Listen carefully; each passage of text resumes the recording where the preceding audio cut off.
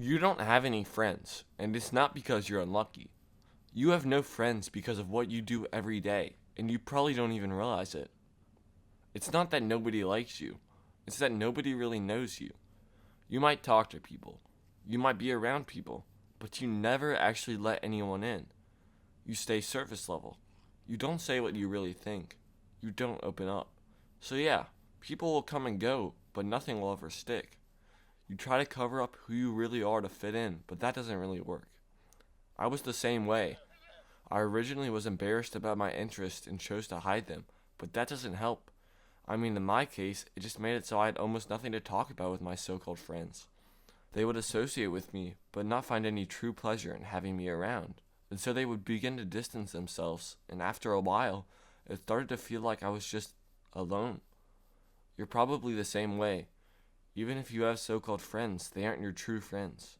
To them, you likely seem like a lost puppy. You can tell yourself it's bad luck or that you just haven't met the right people yet, when in reality, you're the one creating the distance. And you've probably felt it before. Sitting there, looking at your phone, waiting to text someone, but not knowing who to text, so you just don't. You say you don't have any friends, but you don't text them first. You don't go out. You don't try at all. You wait for someone else to reach out. You wait for someone else to care first. You wait for something to just happen, just like a lost puppy trying to be adopted. But that's not how it works. No one's gonna build a friendship for you. Friendships don't just appear, they're built. Awkward conversation by awkward conversation, effort by effort. And yeah, it may be uncomfortable. Texting first feels weird. Starting conversations may feel forced. Putting yourself out there could be risky. But avoiding that, that's why nothing changes. And sometimes, it's not even that you don't know people. You might have one person you're close to, like a friend or even a brother, but the moment they're around their group, you feel like you don't belong there. So instead of trying to be part of it, you just stay quiet or you distance yourself because you don't really want because you don't want to feel like you're intruding. But the truth is, that's another way you're creating distance. You're waiting to feel comfortable first instead of letting yourself become comfortable over time. I went through this too. I had a stepbrother, and for the first couple of years of high school, I just became friends with whoever he was friends with. But the truth is, I didn't relate to them at all. And yeah, it kind of sucked because I kind of felt out of place. But at the same time, that group felt like my only option, even if deep down I knew they weren't really my friends. And that's what kept me stuck. The feeling that that was all I had. But the moment I stopped forcing these connections and actually tried to meet new people, that's when things changed.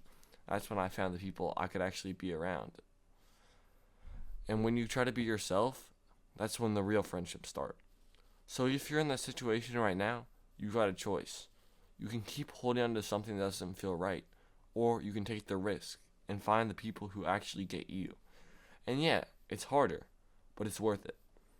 And when you do find the right people, there's still another problem. Like me, you might be constantly worrying about how one wrong move could ruin everything. But if you never mess up, you never actually give yourself a chance to succeed. Because real connections aren't built on being perfect. They're built on awkward moments, bad jokes, conversations that don't go anywhere. And yeah, sometimes it'll be weird. Sometimes it won't work. Sometimes people won't click with you. But that's not failure. That's how you figure out who does.